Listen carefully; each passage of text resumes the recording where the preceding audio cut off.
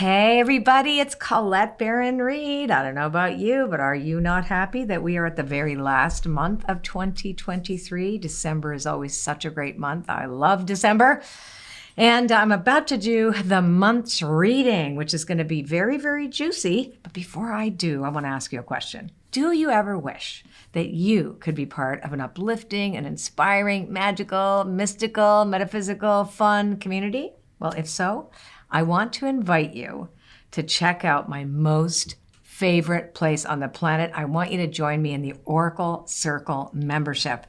It is the best place ever, and I love it so much. Inside the Oracle Circle, we have created such a safe and supportive, inclusive community with the exclusive opportunity to receive personal oracle and mediumship readings with me on our live calls twice each month. They're called Spirit Jam, and they are so much fun. Oh my God, and everybody gets something out of that.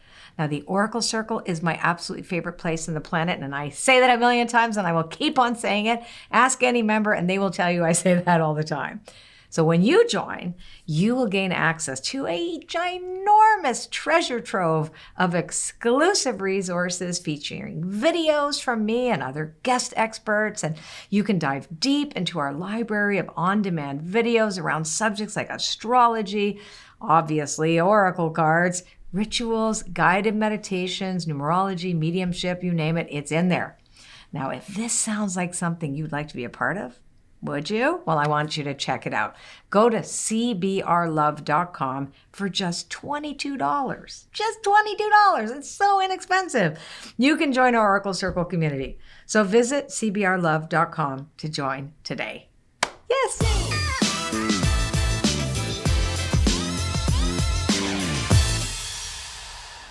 Okay, now we're going to do our reading. Now, I have already begun this reading for December. And what I'm going to do is I'm going to do 3 cards for every week. Now, this is kind of like a weather report.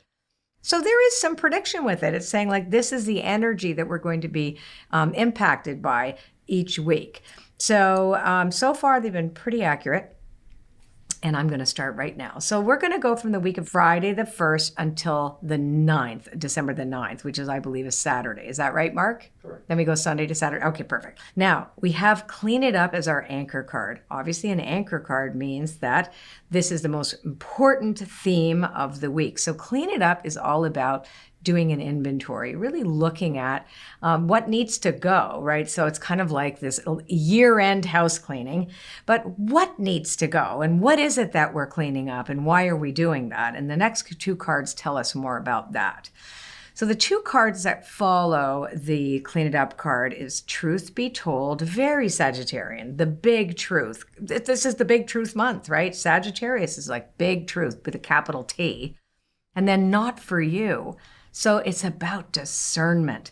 Now that you know, whatever it is that you know, and you have been invited to face that deepest, most expansive truth for you and see what is true for all of us because we are intrinsically connected. We just cannot not be, even though we would like to pretend that we are not. So whatever stands in the way of us being our best, right, has to go. So the Not For You is take a look. This is what we're cleaning up. So I'm taking my broom, my mystical broom, and I'm going, who in my life shouldn't be there? What am I giving my energy to and my attention to that is not productive or good for myself, my family, the whole, etc. I have to really take a look at that. Where am I getting distracted from the real truth? That's the other thing.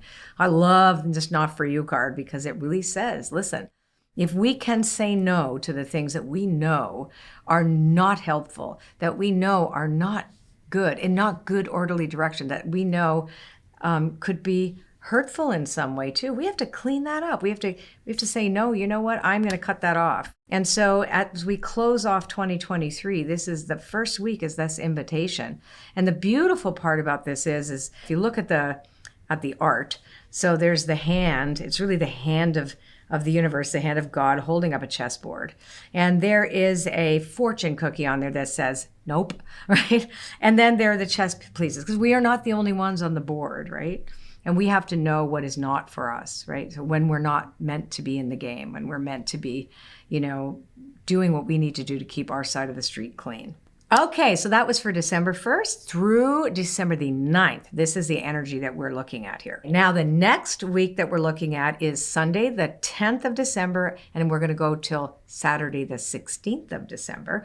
And remember that energy is a continuum, so that it's never really that abrupt. One theme completely changes to another. There's always some kind of energetic movement that's preparing for the next theme. So we've moved in that clean it up phase that we had for the first 9 days of December. And the other thing is that Spirit has got our back. That Spirit's the one holding up the game board too. So we know this is not only possible, it's necessary for all of us.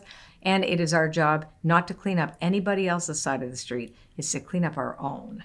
Now, the second, we are looking at between worlds, and we're looking at observer in the protection position and imagine in the protection position. So it's really important that we take a look at the Between Worlds card first. Again, this is, we're not there yet, right? So as much as we want to be there, wherever there is, peaceful solutions or a better life or feeling safe or, knowing that we'll be okay, any of those kind of things that come up when there's been a period of continuous chaos, for example. So the Between Worlds says we are on our way there, but we're not quite there.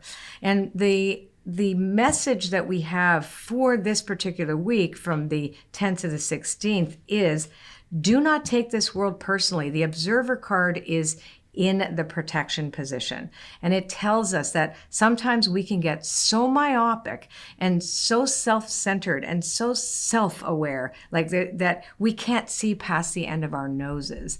And so there's a tendency then to be completely reactive and completely, our reactions become really inflated and sometimes distorted. So it's saying that take that time out, really, really get to that place where you can be in the witness. In the witness, it's a compassionate inquiry, the compassionate witness, that seat where you can be knowing that we are still in the endurance of a continuum. And also to watch how we use our mind. The right use of imagination is what's called out for this last card, again, about the Between Worlds. So sometimes, when you only look at one side of something, you're not looking at the whole picture. You can catastrophize, and that's a story that's in your head. You add this plus this plus this, especially with the way the media presents information to us. We have a very limited view and scope about what we're exposed to, and therefore we can make conclusions about things just in general. And so we're going to say to ourselves, this is, oh my gosh, we should be really, really worried. Listen, every single day, life has something, that's not 100%, and that takes way longer than we want or need to resolve. And that is like torture for some of us, right? It's really uncomfortable. And so this is saying, look at what is, exactly what is in front of you, and don't go too far in the future, in the ghost lands of the future where you are catastrophizing and thinking that all things are going to be continuously bad and never change, right? So there's that sense of it's always going to be this way. There needs to be room for hope. There must be room for hope, which is what the Between Worlds card says. We are moving out of this gray, dark, energetically foggy, murky quality into that truthful sense of color and vibrancy and vitality.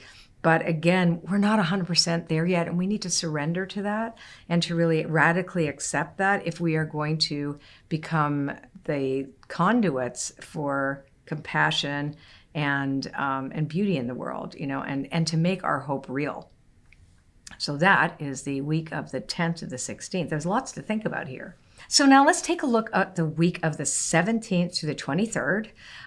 It's an interesting card that begins this week because Breathe is the card that is in protection. So our anchor for the week is a protection card, which means we need to take extra care of ourselves and our families and our loved ones. But that extra care here is to release our breath, to breathe in, to breathe out, to relax into the breath, and to really trust that there is a purpose and meaning in many of the things that we can't find it in. And it's so important to remember that we are being given this gift. If you are breathing right now, this is a gift. And a good question is, who is breathing me? Ask that, who and what breathes me? And go outside, get out of apathy. This is also, kind of a warning that you don't want to get into that decaying mode where you think nothing is ever going to be good again, or, having this catastrophizing idea that we talked about last week. Also, so this breathe card is like, no, go outside, go for a walk, shake it off. Do something that you can bring your vitality forward. You have to do that. No one's going to come knocking on your door and gifting it to you. Now, the other thing is, so what does this mean? Why would we be feeling this? Well, here's another card. A change in the wind is the card that represents change that is not generated by you. So the changes you feel sometimes powerless over, but because this is an upright card, this is all about the resilience. And look at yourself and your friends and your family and see, how much resilience that you have in the endurance of life and living life on life's terms when it appears that all the things that matter to you seem to be taking forever, or sometimes they feel really overwhelming. And that's why the breathe card is also in the protection position, because it sits right beside the I'm not in charge of this change. So letting go the need to control events and things like that, and reacting in a way thinking that that's going to make a difference when it won't. So it's like really breaking it down, breathing deeply and saying, what good can I do, given that I'm not the one who created this, but I am a part of it. And so I need to meet the change, the spirit of change. I'm actually doing a workshop in March about embracing the spirit of change. So it's really about that. How do we embrace this without losing ourselves, right? How do we embrace this with still maintaining our values, for example, and also allowing these things to change as we learn more about the world, and we are open to that inquiry, that sense of inquiry that we need when we are faced with differences and when we're faced with people that aren't the same as us, etc. So I think that's really, really important this week.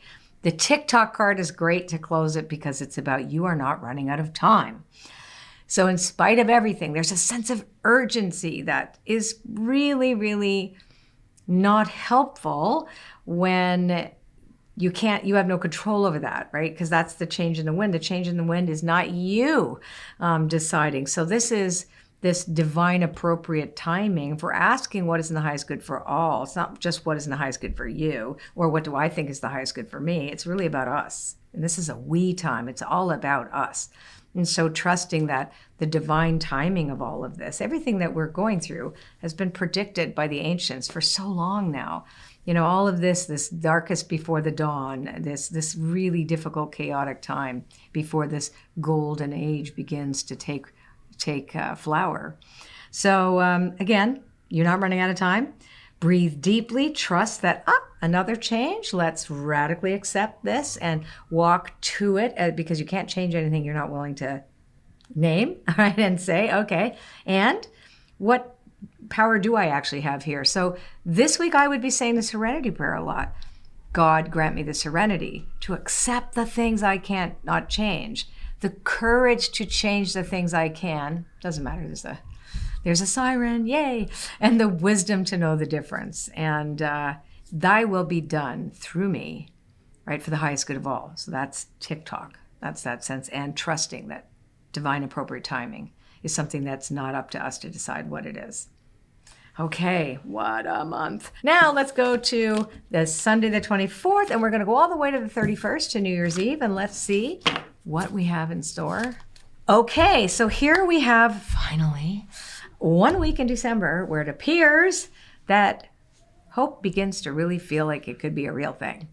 Regeneration is the first card. So that's the anchor card, and that anchors the energy for the week. So remember, we have moved through, last week it was like, between worlds, trusting that, if we can't control the change, we have to surrender to it and be flexible, and flexible came up again this week. So we have the resilience we talked about last week, and we talked also about that we have enough time and to really trust that. And we said the serenity prayer, and here we go, because the first card is regeneration. So whatever it was that has died in us, inside ourselves, or things that we have been impacted by, things that we've had to say goodbye to, has now come to a place where new life is beginning. There is promise. It's a hope that is not based in just loose optimism. There's truth in this. There's reality here. There's something that is being reborn in a way that is really beautiful. Why do I say that? Because it's something that we need to change, but it gives us an opportunity that we have the capacity to do so. And the flexible card is all about being, able to say, okay, I won't be rigid about how I think things should be. I will meet this new change, this new life that's coming. This has this energy and this vitality that's bringing things back to life that we thought we had lost, right? But it's coming back in a different form. It's going to be not exactly the same, and to be really close to our communities. So, no man is an island, no person is an island, I should be saying. No person is an island. We can't live without each other. And, I think it's really key, and I think all of us have recognized something, and if you haven't yet, you eventually will, that there is an interconnectedness between every single human being on this planet.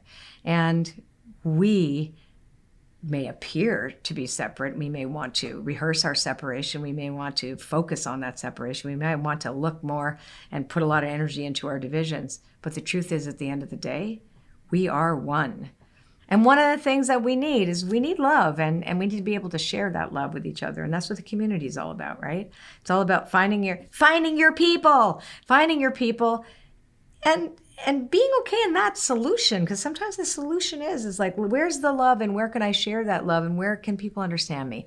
So I'm going to invite you yet again, of course. That's a perfect way to end the year, and ask you if you would love a place like that, and you want to be with a bunch of mystical, magical, fun, very friendly, very inclusive people in a super safe environment on the actual internet, which who would know that there would be someplace like that there? Well, there is, and it's my membership site. It's called the Oracle Circle, and I would love to invite you. If you're interested in just checking it out, come on over, visit cbrlove.com, and see if you would like to join us. We would love to have you. It's only $22, so inexpensive. Oh my God. Give yourself a gift this holiday season and join the circle. Love to see you there. Bye. Get ready.